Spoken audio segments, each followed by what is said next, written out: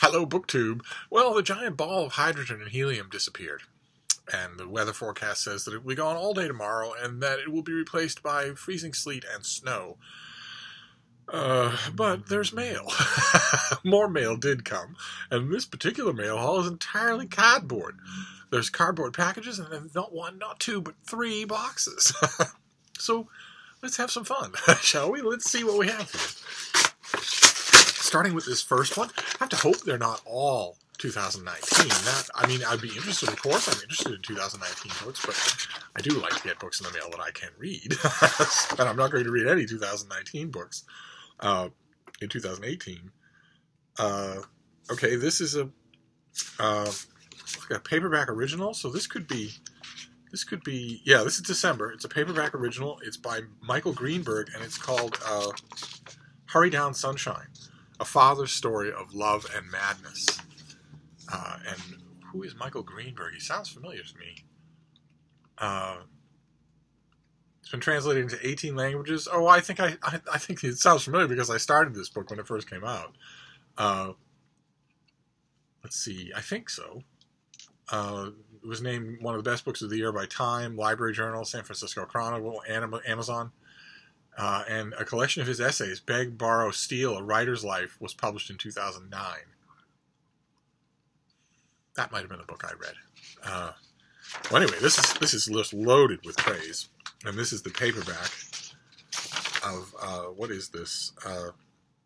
I'm sure you will remember Hurry Down Sunshine, a wonderful and heartbreaking memoir of a father writing with care and talent about his daughter's psychotic breakdown. The book came out 10 years ago, and we are now celebrating its 10th anniversary. Oh, okay. Well, I probably read it 10 years ago. That's probably why it's ringing such a distant bell. So, okay, so this is a 10-year anniversary of Hurry Down Sunshine in a paperback. Fantastic. I obviously don't remember it clearly enough to warrant being blasé, so it's probably high time I reread it. Okay. All right, fine. Then we have a huge one of these vacuum pressed things. I don't like them. They make a huge mess. They're incredibly hard to get the book. You have to tear the thing apart to get at the book. But let's see what we have here. Okay, this is a finished copy, probably for December. No, this is out already. We saw the advanced copy of this. This is by Eileen Rivers. This is Beyond the Call. 3 women on the front lines in Afghanistan. Women have served in many capacities in almost every U.S. war since the Revolutionary War. May 2017 marked the graduation of the first women in U.S. history from the U.S. Army's infantry basic training. But it has been just recently in Iraq and Afghanistan that women have fought shoulder to shoulder with men in combat. Beginning in 2003 with the Team Lioness program, the role of women in combat continued to expand with the formation of the female engagement teams. In Iraq and Afghanistan, the women of female engagement teams proved invaluable on the front lines, doing everything male soldiers did, and much more. And I've had the advanced copy, and I haven't read this. And I don't know why. I think probably because my instincts are telling me that instead of being a story, it's going to be a polemic. I have absolutely no interest in reading that. So, and that's not fair because, for all I know, the author is not writing a polemic. I should just dig in and let the book tell me what it's about. And I will, because I still have time. The year has, for me, a month left. That's a long time. So let's see. Let's see what we have next here. What is this? Okay. Huh, alright. This comes out in April. Very pretty thing. This is by Meredith May, and it is called The Honey Bus, a memoir of love, courage, and a girl saved by bees. Meredith May was 5 years old when her parents divorced, and she suddenly found herself in the care of her grandfather, an eccentric beekeeper who made honey in a rusty old military bus in his yard. She was drawn to the art of beekeeping as an escape from her troubled reality. Her mother had receded into a volatile cycle of madness and despair and spent most days locked away in the bedroom.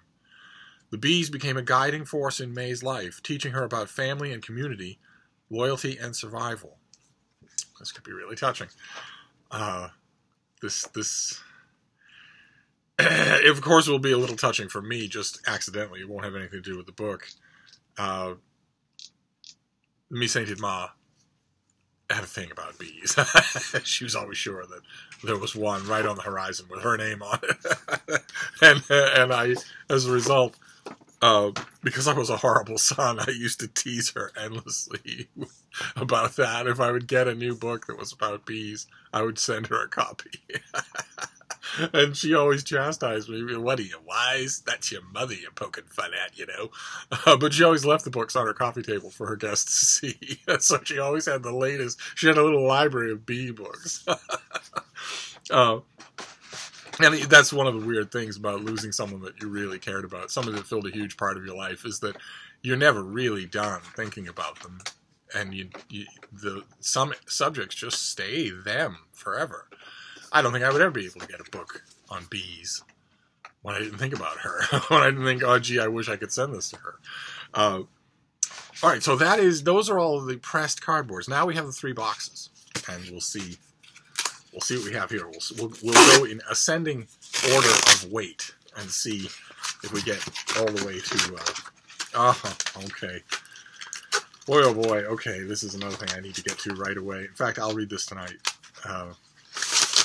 This has just been staring at me on the shelf. I think this is in November. No, this is the 1st of December. I know it's going to irritate me, but I should get to it right away. I should get to this right away. This is the finished copy of something that we saw already on this channel, Atheist Overreach by Christian Smith. Because I guess Muslim Jones was taken. Atheism is an intellectual position, cultural movement, and personal belief has become increasingly visible, acceptable, and influential in modern Western in recent years.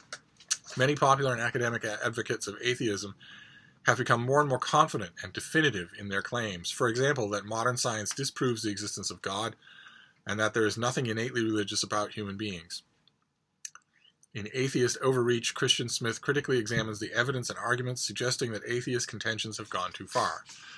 And I'm sure the author does that, but there are no atheist contentions in this pub sheet. No atheist says that science has disproved God. And no atheist says that humans don't have some sort of innate leaning for pattern creation of some kind of supernatural, some sort of force that makes sense of the visible via means of the invisible.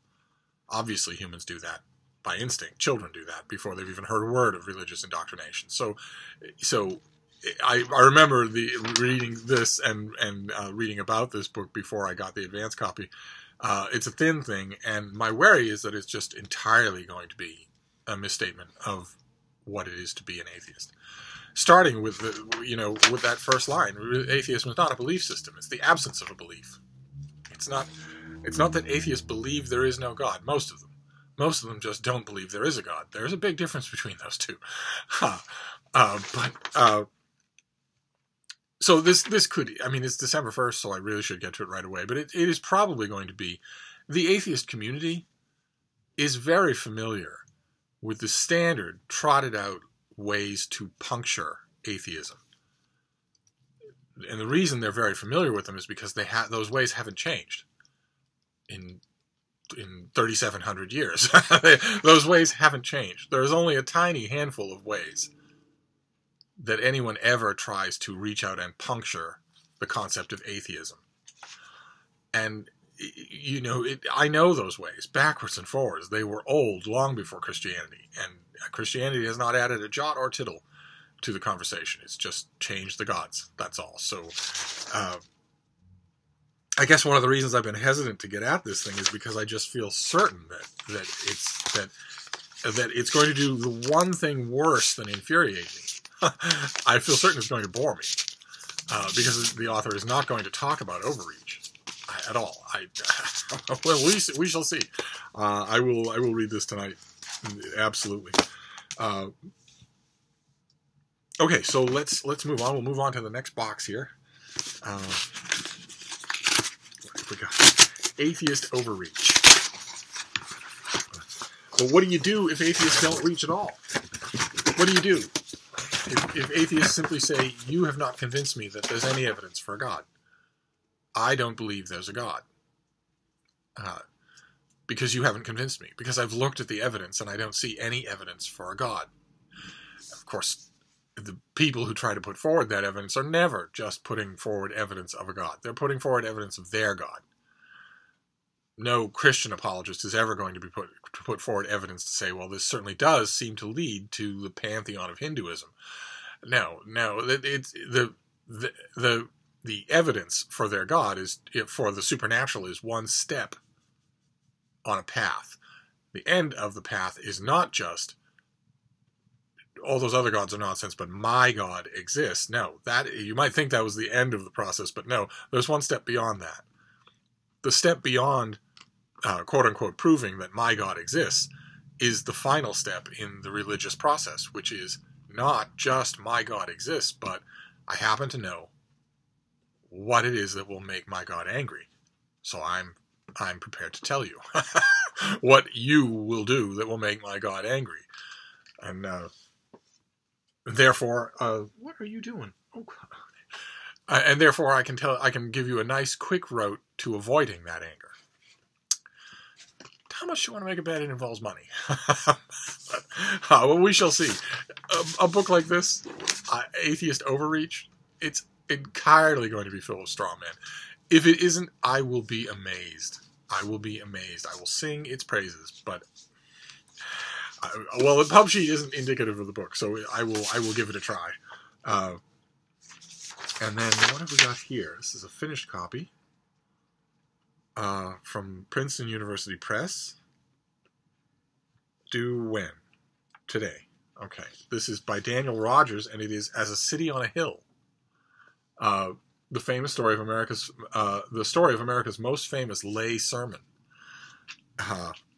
We must consider that we shall be as a city upon a hill, John Winthrop warned his fellow Puritans at New England's founding in 1630. More than 3 centuries later, Ronald Reagan made that passage into a timeless celebration of American promise. How were Winthrop's long-forgotten words reinvented as a central statement of American identity and exceptionalism? I have a feeling that's an overarching rhetorical question, and not that the question is asking who on Reagan's staff came up with that great idea. I know who that was, but I don't think that's what the question's asking. As a City on a Hill, leading American intellectual historian Daniel Rogers tells the surprising story of one of the most celebrated documents in the canon of the American idea. Okay, great. I don't recall getting this in advance copy. This is a finished copy that's new to me. All right, good. And then we have the last box. Last one, and then we're done. I don't think there'll be any more mail today. So let's see what we have here. Oh, it's another one from Princeton University Press. Very good. Very good. How nice they are. So let's see what we have here. Oh my. Okay. This is another one, the finished copy. I don't think I ever got an advance copy. This is by Louise Shelley, and it is Dark Commerce, How a New Illicit Economy is Threatening Our Future. And those are elephant tusks on the cover. Shelley is a leading expert on human trafficking, transnational crime, and terrorism with a particular focus on the former Soviet Union. She also specializes in illicit financial flows and money laundering. In this illuminating look at the world of illicit commerce, she uses her expertise on the relationship among terrorism, crime, and corruption to explore illicit trade in tangible goods, and contrast this with the damaging trade in cyberspace. Oh, you know, that sounds fascinating. That really does.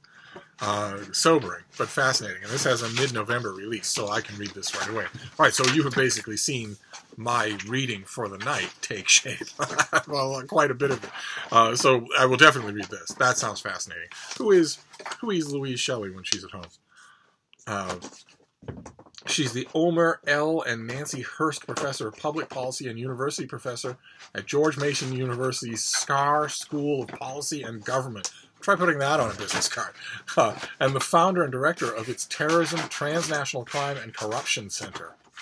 And she lives in Washington, D.C. Yeah, I think I will do this tonight. I think this sounds fascinating. Grim, but fascinating. So we have Dark Commerce. And then As a City on a Hill, a study of John Winthrop's famous sermon. That's great. I don't think I've ever read a whole book on that subject. And then by Christian Smith, Atheist Overreach, about those uppity atheists. then The Honey Bus, a memoir about beekeeping that's due next year. Beyond the Call, Women Serving on the Front Lines of Combat in Afghanistan. And Hurry Down Sunshine in its 10th anniversary reprinting. So there you go. we had a darkness, a male hall in the light, and now a male hall in darkness. but I'm going to go see what kind of damage my baby has done to all of this cardboard. I will wrap this up, but I will be back. Thank you, BookTube.